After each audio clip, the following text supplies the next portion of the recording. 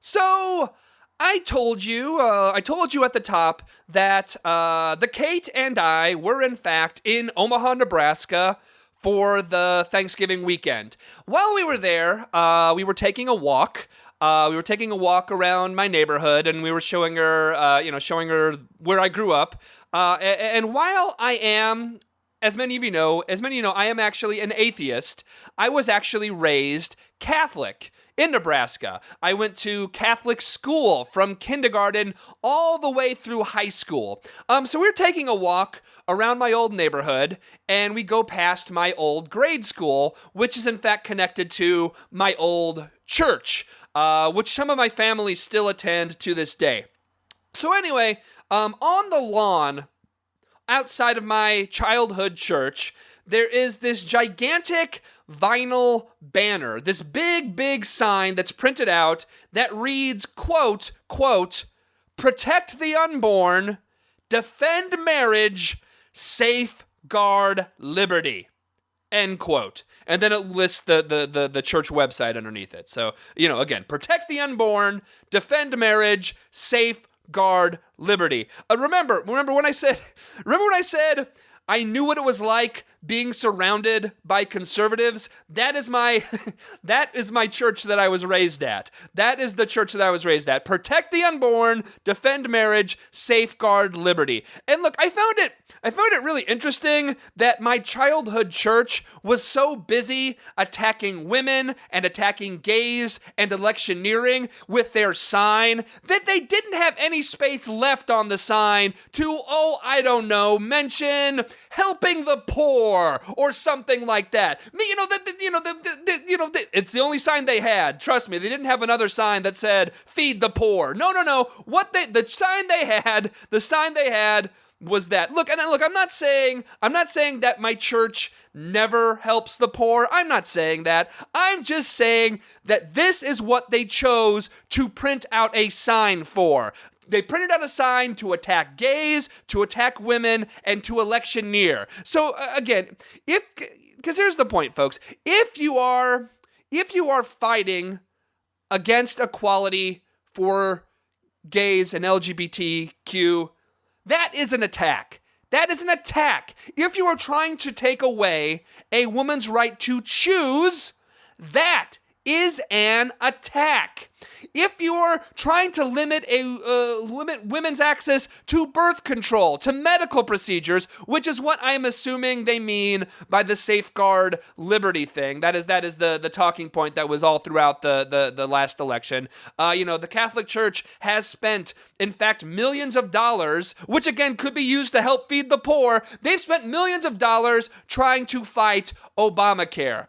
If you're trying to keep women from getting medical attention, from getting birth control, that is an attack on women. And the liberty thing is particularly insulting because, look, there actually are places on this planet, places on this planet where people are actually getting killed because of their religion. There actually are places, including Catholics in some countries, who get killed because of their religion. And for them to put this big sign up because someone has to, be able to get contraception under a law, that's an attack of religious liberty.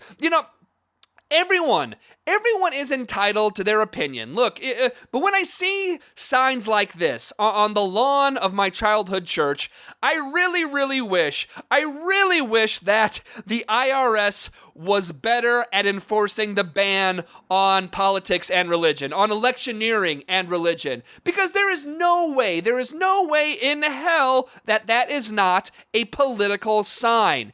And look, if a church wants to get into politics, fine. Then pay taxes. Pay taxes if you're going to get into politics. There is supposed to be a separation of church and state in this country. And if a church, by choice, chooses to get rid of that separation, the least they can do is pay taxes and not get grant money from the government, which they supposedly hate so damn much. And speaking of the violation of separation of church and state, Americans United for the Separation of Church and State actually has a report on how in Oklahoma, which is not that far from Nebraska, in Oklahoma, a teenager was in a car accident while driving drunk. And in the accident, his friend, who was in the car with him, tragically died, which is horrible and awful and tragic, right? So it's horrible. However, an Oklahoma judge got a little bit, how shall we say, creative in the kid's sentencing. The judge apparently sentenced the kid to 10 years of going to church. That's right. According to an Oklahoma judge, this kid has to go to church every week for 10 years.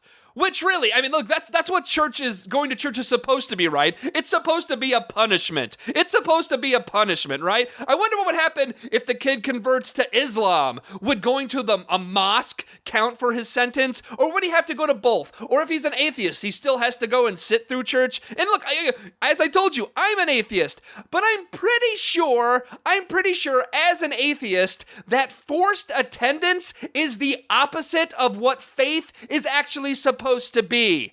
Going to church to this judge is a punishment. I mean, look, for me, growing up, it was a punishment. Growing up, church felt like a prison. It felt like a prison, but it wasn't an actual prison. It wasn't an actual prison, and if I didn't go, I wasn't forced to go to real prison. We'll be right back.